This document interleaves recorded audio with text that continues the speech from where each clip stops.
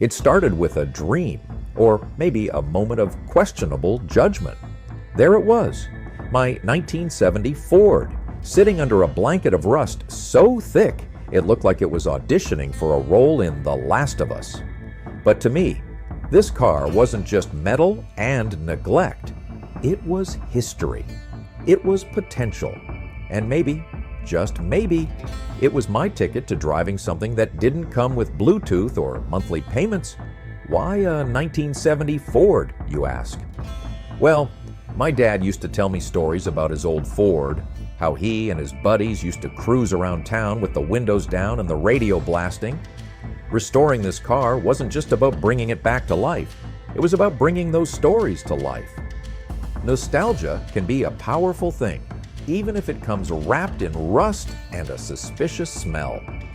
When I bought it, my friends called it a project. My neighbors called it an eyesore. And my bank account? Well, it called me reckless. The first step was cleaning it out, which felt more like an episode of Hoarders than auto restoration. I found old coins, a cassette tape labeled Road Trip 81, and, best of all, a mouse nest in the glove box.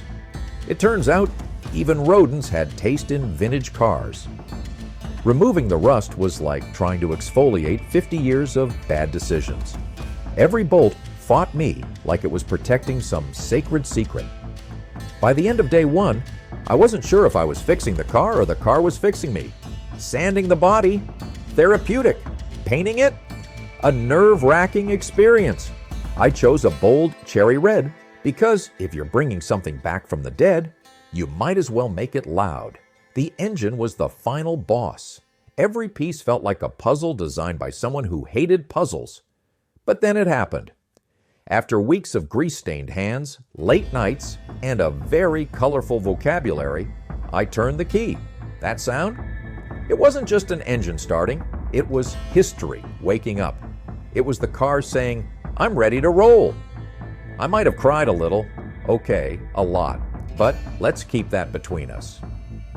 The first drive was everything I hoped it would be. The roar of the engine, the feel of the wheel, the wind rushing through the open windows. It was pure magic. For a moment, it felt like 1970 again. And me? I was just a kid behind the wheel of something incredible. This wasn't just about fixing up an old car. It was about proving that even the most forgotten things can shine again with a little love, a lot of elbow grease, and maybe some caffeine-fueled determination. In the end, it wasn't just the Ford that transformed, it was me too. Restoring this car taught me patience, perseverance, and the joy of bringing something back to life. So here's to the 1970 Ford, a rusty dream that became a roaring reality.